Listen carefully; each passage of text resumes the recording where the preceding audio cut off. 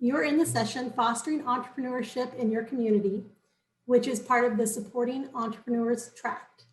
I am Jackie Spainhauer. I am a County Engagement Specialist for MU Extension and an Ag Business Counselor for the Missouri Small Business Development Center for Agriculture, Food, and Forestry. Today with us for this session, we have Keli Morris, who serves as the facilitator for Northwest Missouri Enterprise Facilitation, Annette Weeks, the Executive Director for the Centers for Business at Missouri Western State University, and Dr. Annette Kendall, Director for the Center for Entrepreneurship and Innovation at the University of Missouri-Columbia. Each of our panelists today will tell us a little bit about their backgrounds, as well as the services and support they provide to entrepreneurs in their communities. And so we have Keli, our Enterprise Facilitator, up first. So we'll start with you. Good morning, everyone. It's so good to see everybody in a Zoom world. Are you going to advance my slides, Jackie? Is that correct? Thank you so much. So Northwest Missouri Enterprise Facilitation is a nonprofit organization that was created in 2006 here in Northwest Missouri. We cover the counties of Andrew, Atchison, Nottoway, Holt, Worth, and Gentry counties. I kind of did that backwards, but basically the northwest corner of Missouri. And pictured here is some of our board members from our annual dinner that we had. And it's not just about me as a facilitator, it's about my board. So you'll learn about that here in just a little bit. If you want to go ahead and advance the slide, Jackie. So I am the enterprise facilitator. I'm the paid employee for the nonprofit organization that I do the one-on-one coaching and work with the individuals that wish to start or grow a business in Northwest Missouri. You could advance the slide. So our mission is to help support and champion local individuals through sustainable business enterprise practices by providing the appropriate coaching and guidance needed for them to be successful and to make wise decisions for their business. So here pictured on the left is, you can kind of see the counties that we cover in that northwest corner. You can go ahead and advance. So a little bit about me and my background. I went to school at Missouri Western here in St. Joseph. I was born and raised in Savannah, Missouri, and stayed here local to go to school. And I received a degree in business management with an emphasis in human resources. During that time, actually, when I was a senior in high school, I started working at a local bank and continued that career up until, I've spent 17 years in the banking industry. So I learned all aspects from being a teller to customer service to management, and left as a vice president and banking center manager of the facility when I was really just ready for a change. But in that career, I got to work with a lot of businesses in all different aspects of doing loans or just helping them with their banking needs, getting to know them on a one-on-one basis in our rural communities, which I feel like led me to this next position of being a facilitator with Northwest Missouri Enterprise Facilitation. It allowed me to understand a little bit more about the financial side of running a business, because I was able to look at profit and loss statements and tax returns and understanding their banking cash flow needs, which has been very helpful when I've been able to sit one-on-one with entrepreneurs. So for the last about 6.5 years, I have been the facilitator now and have enjoyed it immensely. Every day is a new experience, and getting to work with people that have dreams and are so creative. I love working with creative people because I'm not necessarily that creative mind, but I enjoy working with them. So it's been a lot of fun. If you want to go ahead and advance the slide. So the basis of our education that we kind of help our entrepreneurs with is what we refer to as the Trinity of Management. And it's really just making sure that the 3 areas listed here, your product, your marketing, and your financial management, are very thoroughly thought through and managed so that you can be successful in business. Because we feel if one of these 3 is not strong, then your stool, so to speak, if you want to think about it as a little stool, would topple over and you wouldn't be successful. So obviously you need to have a product that people in your area want and need. You have to be able to market it so that you can get people into your door. And if you're not tracking the numbers and paying attention to the financial side of the business, then you're going to be in a world of hurt. So those are the 3 areas that we really focus a lot of time with our entrepreneurs on. beyond many, many other things that we help them with, but these are the focuses that we have conversations about. If you want to advance the slide, Jackie. So our estimated economic impact is listed here, and I can tell you that in a population size of the 6 counties that we service is about 58,000 people. Again, we created the organization, or really began 2 years prior to 2006, but we hired the first facilitator in 2006. And we were able to help many, many businesses open their doors. We've had over 1,000 clients. Obviously, those are not all listed here as a brand new business, but some of those are existing businesses that we have needed to help maybe fine tune some marketing strategies, or they've hit a plateau and they've needed some assistance kind of getting over that hump. Maybe they've never been strong at their financial management. And so we've been able to come in and assist them with bookkeeping challenges, or getting systems set in place so that they can be more properly managing those aspects of their business. What's really cool is the new sales estimated is about 26 million a year in annual impact to our region. The investment side of things is almost 7 million, and that continues to climb year over year because of the people that we're able to assist in opening their doors. So along with helping these businesses work through their challenges of setting up a business and getting their business to be successful, we host business celebrations. So we coordinate with the local chambers of commerce and work with them to promote their business with a ribbon cutting. But then also we introduce that to our board as a new business in the region. We will host webinars and different seminars with area agencies like the economic development offices, other chambers of commerce offices, to educate and train entrepreneurs on different topics. Social media is always a hot topic that we like to do different sessions on. And I guess really the coolest thing about our model is, I said we would talk about the board.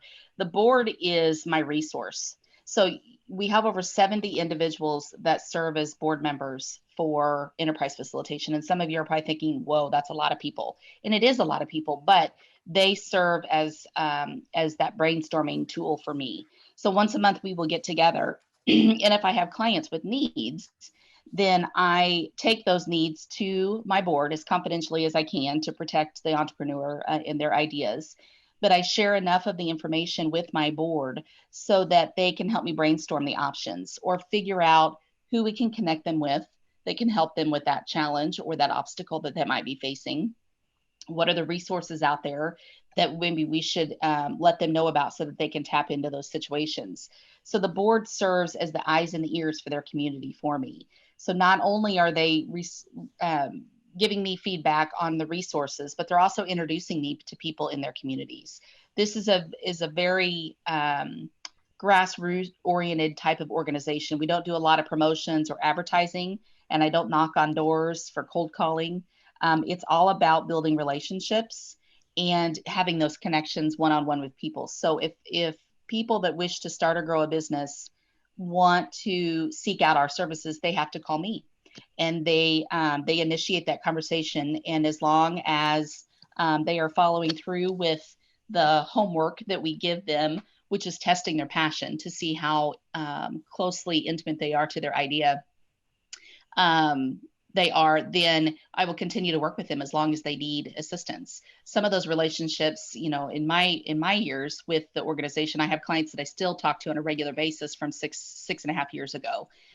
There's some clients that went beyond before me that I still have connections with and are able to work with one-on-one, maybe quarterly or every 6 months, just to kind of check in and make sure things are going well. So it is all about the people and the relationships in our region that help this organization grow and be successful in helping our entrepreneurs. Jackie, if you want to advance the slide. So I guess the two takeaways that I have here is that it is a grassroots approach to entrepreneurial support and coaching. We're not here to take away from anyone else and what they are doing. We're just here to help hold the hands of those that wish to start or grow a business and work them through the process. And we're also successful because of the local people with the passion to support their communities by encouraging entrepreneurship. And I think that might be my last slide, Jackie. Yep, nope, one more. And here is how you can get a hold of me if you have any further questions. You're more than welcome to reach out to me anytime, and I'd be able to answer any of those questions.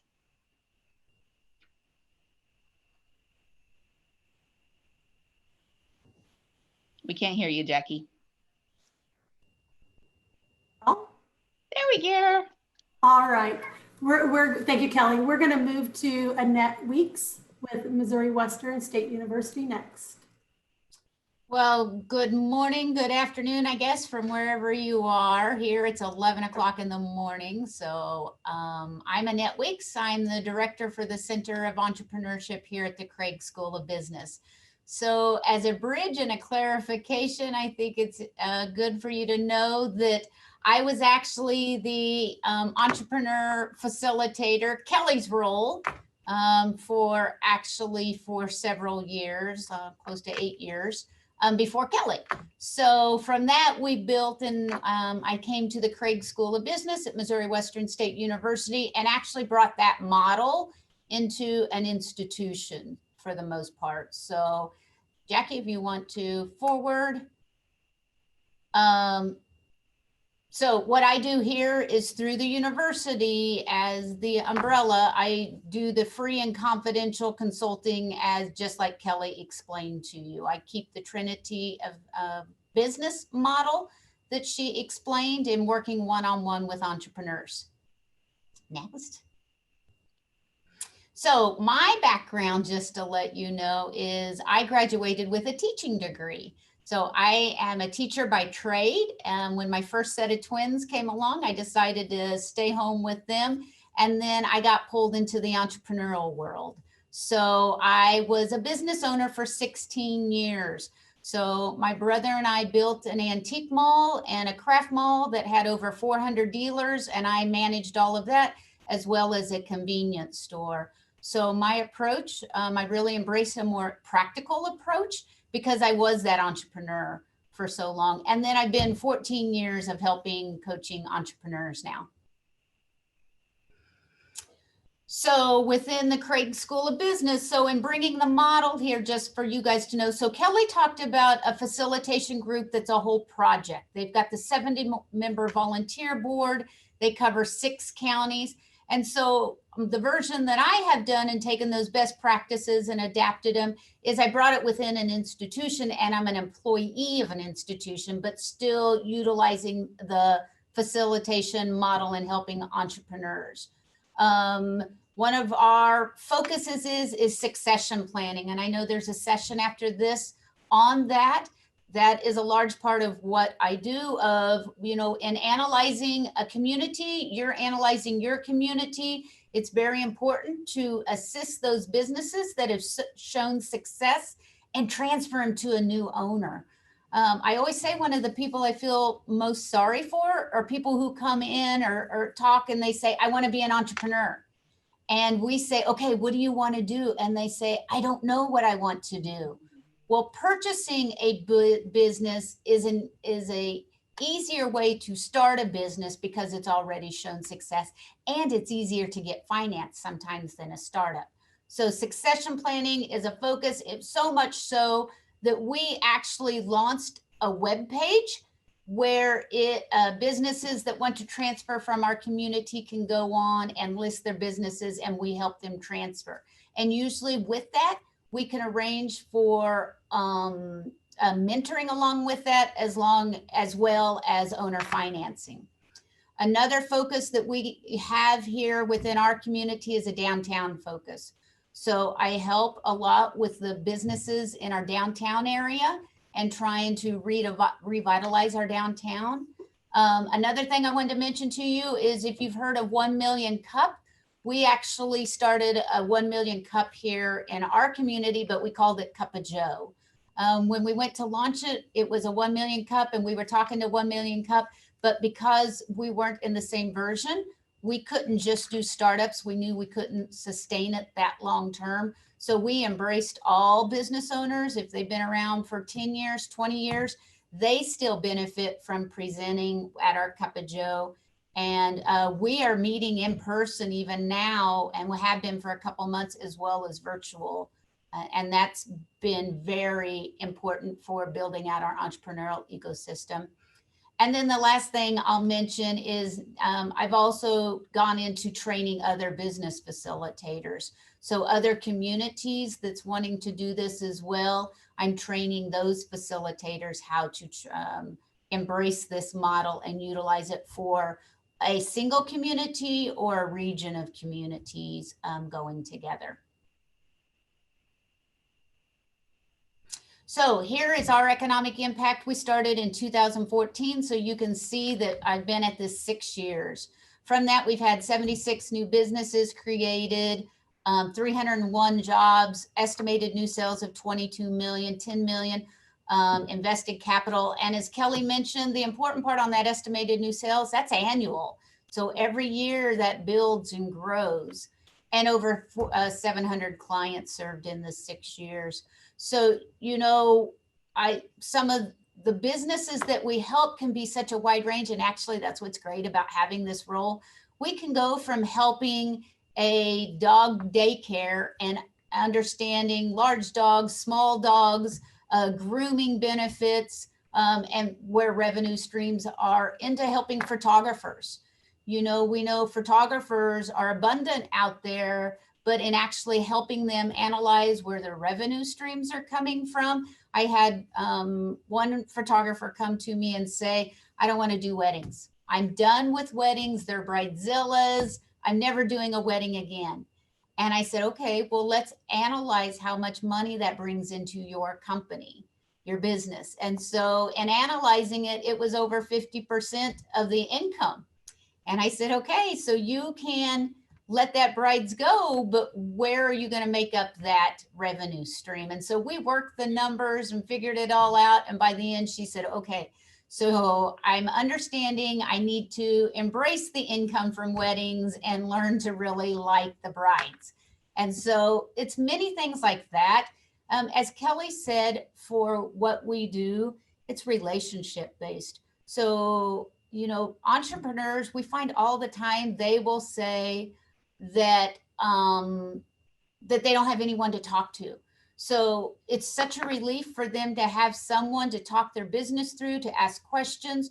Sometimes it's a matter of us just becoming someone that they're having to not answer to, but, you know, have the opportunity to talk through their numbers. So, you know, especially when businesses are starting up, we will meet with them routinely and book those meetings out until they kind of get in their groove. But if you've ever been a sole entrepreneur, or you know a sole entrepreneur, it can be lonely. And when things get hard, I just talked with a daycare this morning, and, you know, and she was talking through, you know, having to get some additional funding and how to do that. And so we worked on her projection, and she's going to send it back to me for an overview. I've got another business I'm working with that wants to do commercial fishing. So with what Keli and I do, we don't have to know the product expertly. We don't have to know the industry. But when Keli showed you those three, the product, the marketing, financial management, we know what questions to ask to get them to understand it. So again, it's about the individual. Once that entrepreneur is successful, then it's successful for the community. So, and we'll also say we love to meet with them before they open their doors, because sometimes it's not the best thing for them to do. And as you guys know, on your main streets and your downtowns, if you have businesses that turn over every 6 months or something, that's painful. So we want to prevent those kind of things from happening by having the conversations before they even open their doors. Let's see, Jackie, I see there's a question thrown up there. So let's see, Peter, you're asking, is there an overlap between clients? So Keli's actually got strict boundaries. She covers 6 counties because that is who is financing her. I do not have boundaries. I can help whoever I want or whoever asks. But I will say, if they're from Keli's 6 counties or 6 counties to the east of us, I just tell the entrepreneur after they call in and kind of listening to them that I have a colleague that can help them in that location. So, we kind of take it case by case. We try not to overlap, too much, but every once in a while it will a little bit. We collaborate on a very regular basis. Annette and I work very closely together. So Yep. it's never been an issue, and we do respect those things. And sometimes there's programs or things that Annette provides through her Entrepreneurship Week. And you didn't even talk about that, Annette, but Yeah. that I send my clients down there because they're getting a wealth of information from the professors and speakers that Annette brings in. So I'm also, something lucky I that- did because we're an applied learning institute, I am able to bridge these clients and entrepreneurs into our classrooms. So last semester, not this semester, but last semester, I had 36 of our business owners getting strategic marketing plans done by our students. And then it turns into their semester-long class project. So it's great for our students to get these hands-on. Right now, like our web designing class is doing 4 different of our Keli's clients, and they're creating websites for them. And so it's really that applied learning that's great as well. Chris, you're asking how are the programs funded? Even me at the institution, higher ed's a little tough right now on funding. So I'm fundraising and I'm asking for trust. Keli, you want to talk a bit about how you're funded? Sure. Since we are a nonprofit organization, we do have to go out and seek funding. So luckily, our 6 counties that we work in all contribute to our organization's budget annually. So each county, we go to the county commission and they allow us to be in their budget every year, which is a blessing. But we also have to seek out grants. We do also do one large fundraiser a year, which is the Great Northwest Wine Fest. We have had it 10 years. Unfortunately, we couldn't have it this year due to COVID stuff. But that provides almost half of our operating budget for the year.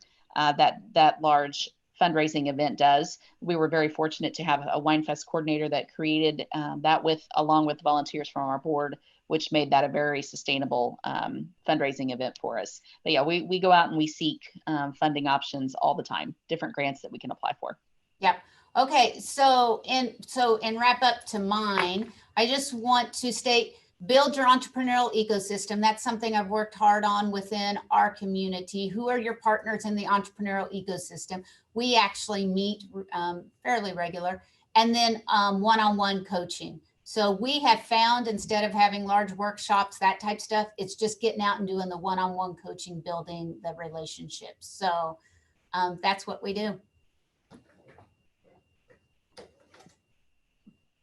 That's information if you'd like to contact her.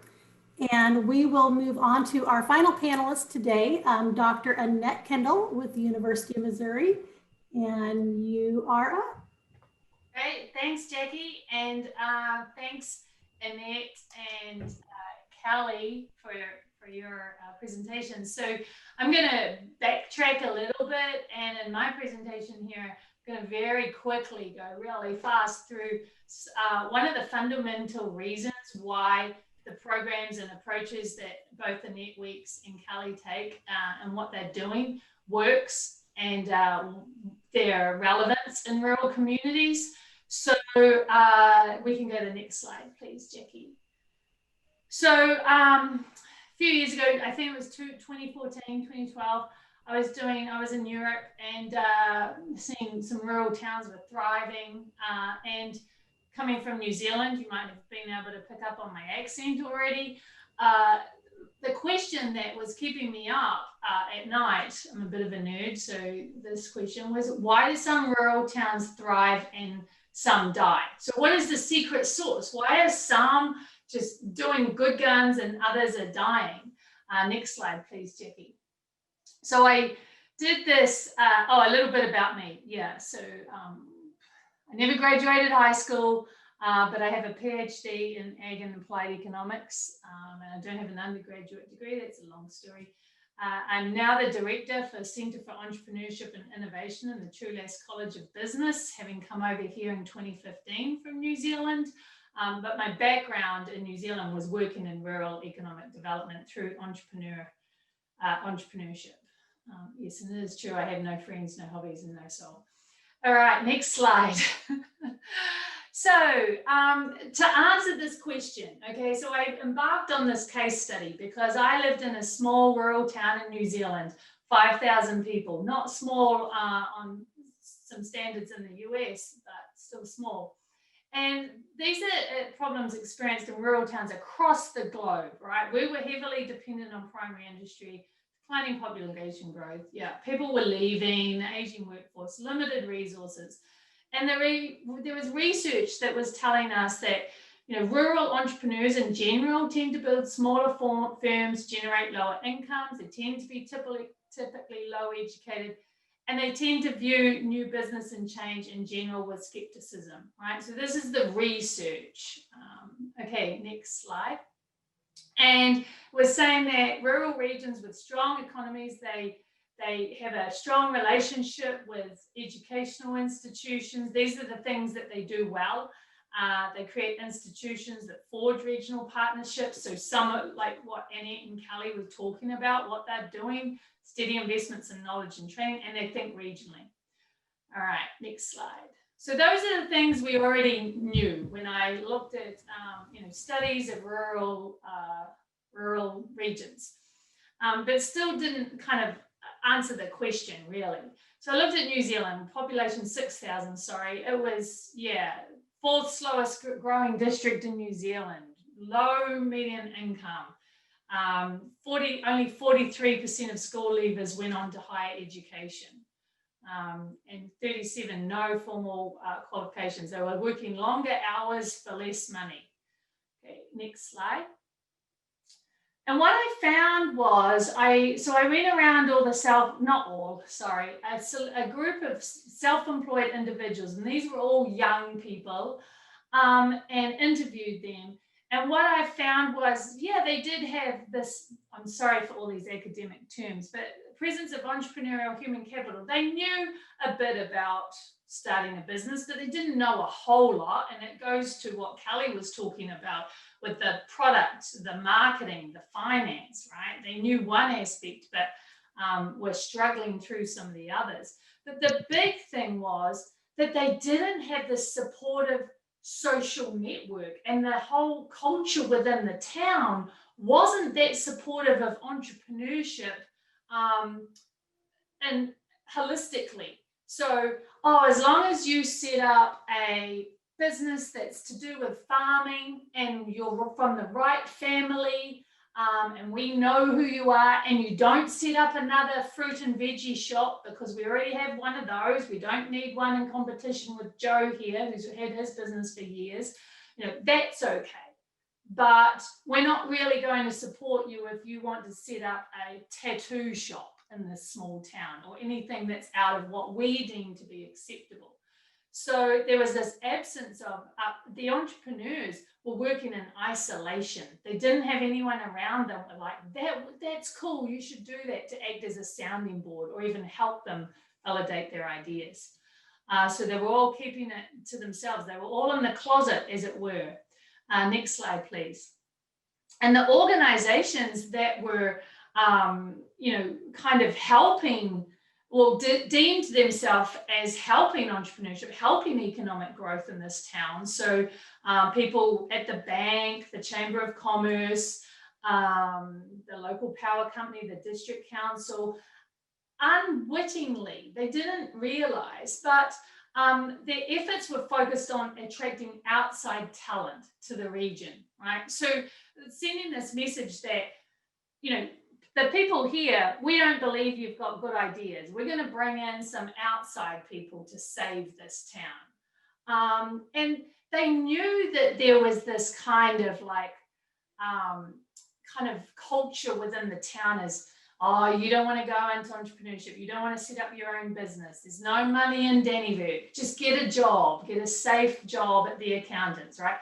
They knew that that was there, but they just avoided it. And they knew that among the self-employed people in town was this negativity as well, of, you know, the council needs to help us, the government needs to help us, and they just avoided it. So again, there wasn't really these supportive networks in this town. Next slide, please, Jackie.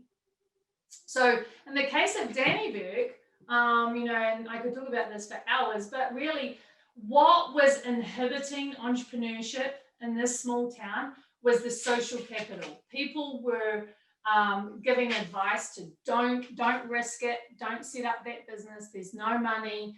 And they would, even the self-employed people were saying, oh, look, I wouldn't do this again. If I could, I'd sell my business. And there wasn't any, yeah, let's do something different.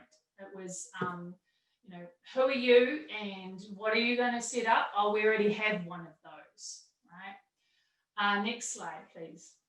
So this what I call entrepreneurial inhibitive social capital, the culture within the town was inhibiting entrepreneurs. So these entrepreneurs they thought, all of them that I interviewed thought they were the only ones in town that thought like themselves, and they were keeping to themselves, right?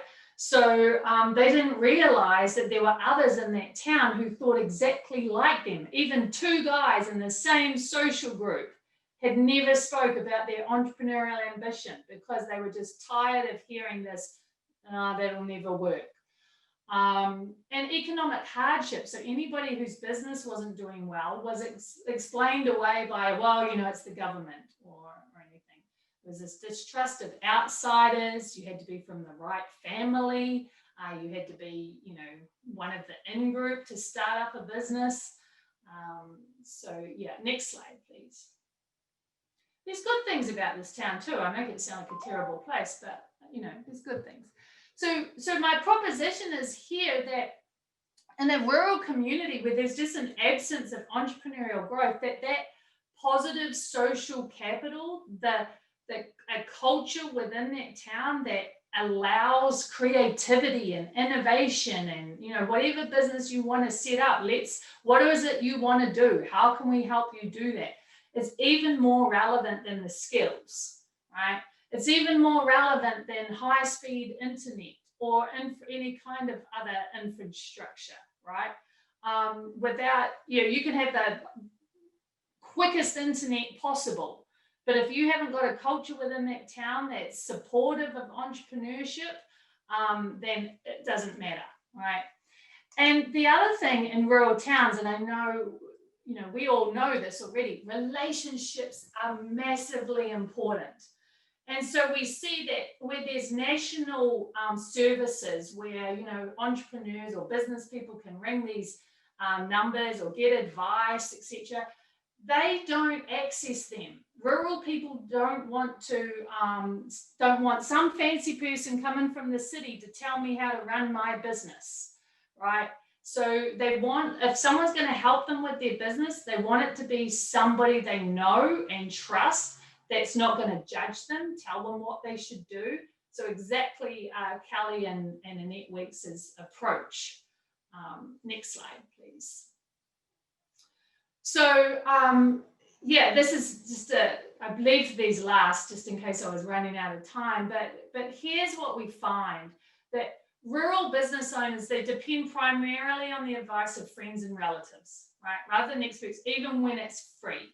And that goes down to that, I don't want someone coming in here telling me everything I'm doing wrong. I pretty much know I'm doing everything wrong and I'm embarrassed, or I don't want some fancy, every entrepreneur or self-employed person that I talk to in this town believed that their business was so unique that there wouldn't be anything somebody could help them with, because they would have to spend days explaining how their business works, right? So, they didn't they didn't perceive or understand how somebody could help them. And this kind of limited human capital meant that they're unable to see opportunities or threats to their businesses.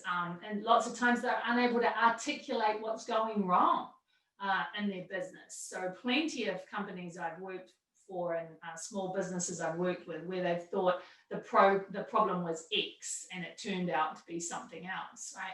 Relationships matter, right? Those people that are helping, helping these people as they've got to be known.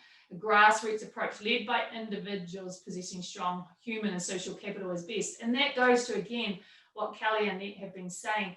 You know, they don't need to know about commercial fishing. They just need to have these connections with other people that they can put them in touch with, and the resources and things. So that social capital, the network is so very important. Like, you know, entrepreneurs die of isolation.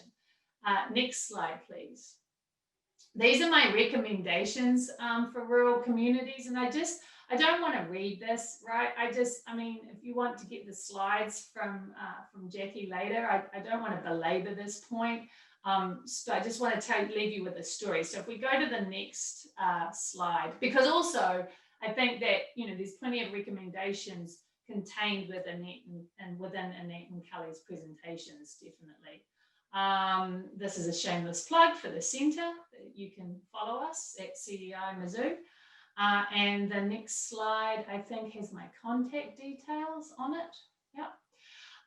But just at the end of this, so I did this study, and I came out, you know, with, oh, okay, this is the problem, right? So this is the problem for Dannyburg. And so then I implemented exactly what Keli and Annette have been doing. Well, not exactly, but the same approach is what I implemented into this town. And, you know, one of my first clients was a young 19-year-old, turned up on my doorstep, no shoes on. She just had this big bin full of leather baby shoes that she'd made. She had 3 kids in tow. And she said, people tell me I might have the youth worker that works with me told me I might have a business here. And we worked with her. The quality of these leather baby shoes she was making was amazing. So I set her up with somebody in the fashion industry. You know, she worked with her, etc. And we put her story in the newspaper. And then my phone rang off the hook, because all of these other young mums that living in that town went, and a lot of them were solo mums, went, Danielle, flip, I know her, I went to school with her. She wasn't even that bright at school. If she can run a business, I can run a business, right? And so then those mums started working together, and they all said without that supportive network, they wouldn't have gone further, because entrepreneurship is hard, right? So, yeah, and I had plenty more stories like that, but yeah, I'll just leave it there. Thank you. Sorry I went so fast. That is okay. Thank you, Dr. Kendall. We are at that point where if you would like to unmute yourself and ask any questions, I think the questions that came in the chat for you, Dr. Kendall, were just everyone would like a copy of your slides, if that is okay, as well as Gary Schott from Mankato is asking if it's possible to get a copy of the rural study you performed. Yeah, shall I send that to you, Jackie? And yes, that would be fine, and I can get it out to whomever. And are there any questions for all 3 of our panelists today?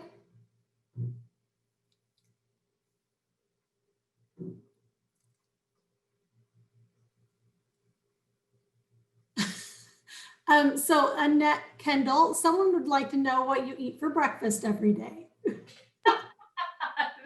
That's the question.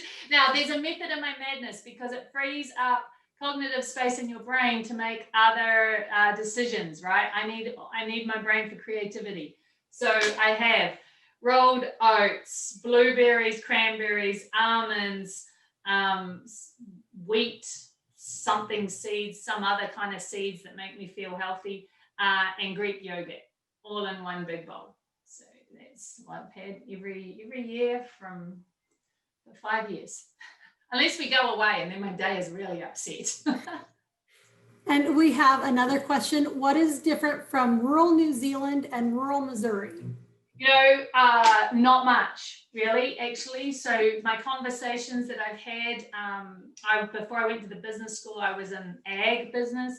my conversations with the students and the rural people that I met, the culture, the same kind of things arise. What I will say, the difference is that the rural towns in Missouri are much prettier than rural New Zealand. We have natural scenery, but you guys do your towns so pretty. And I'm actually working with a university in New Zealand to get a group of students from Missouri to travel to New Zealand to do some work in regional development, just based on what they see in Missouri, right? And what New Zealand could incorporate. So, are there any other questions? Lots of people would like copies of your study. I actually do have a question for both Keli and Annette. As Dr. Kendall said, that the rural relationships are so important in the work that Keli and Annette are doing.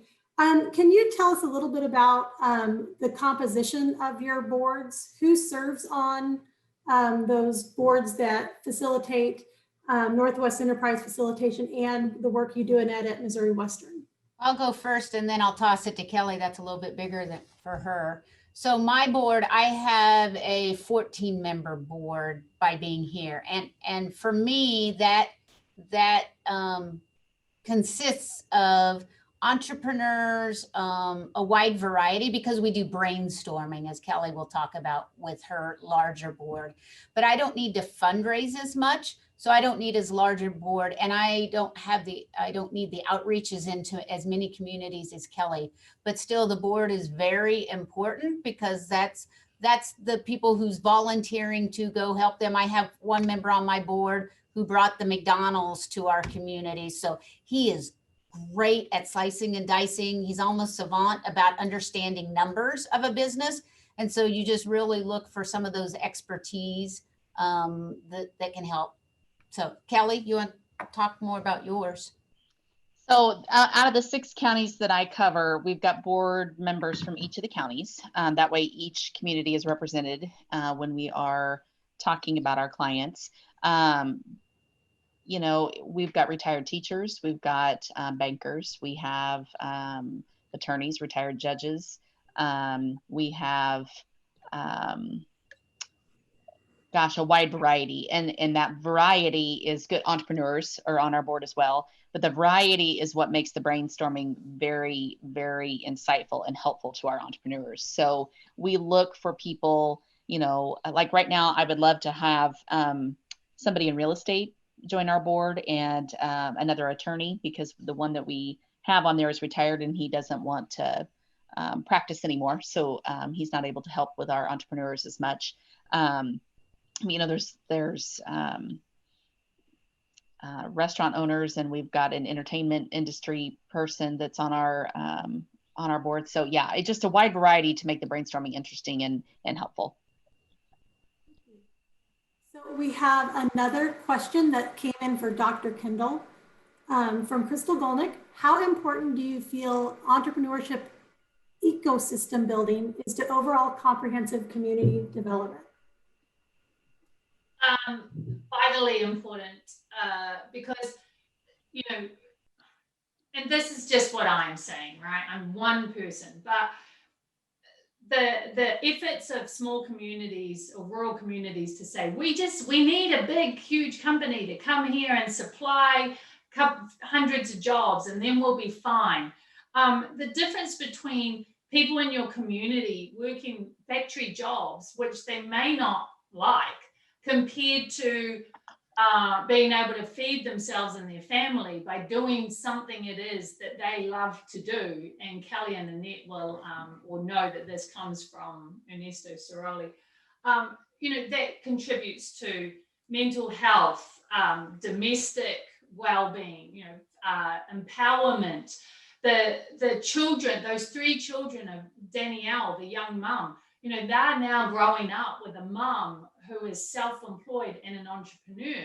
Before that, self-employed and very proud of herself and so confident.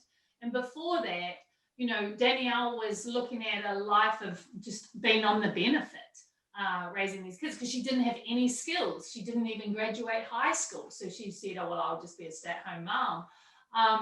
So, you know, the more people who can be empowered to be able to make a living doing something that they love, the better it is for your whole community's well-being, surely. Yeah. Well, thank you, Annette. I believe it is 11:46 and we were slated to go to 11:45. We do have some more questions coming in and I will make sure that we get those to the presenters today, but I would like to thank Keli, Annette, and Annette for joining us today and hope that you found this session useful and interesting to listen to.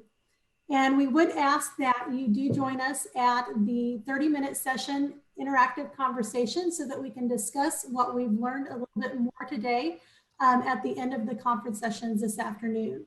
That group is hosted by the University of Minnesota Extension and South Dakota State University Extension. And I hope you enjoy your next session. So thank you all for joining us today.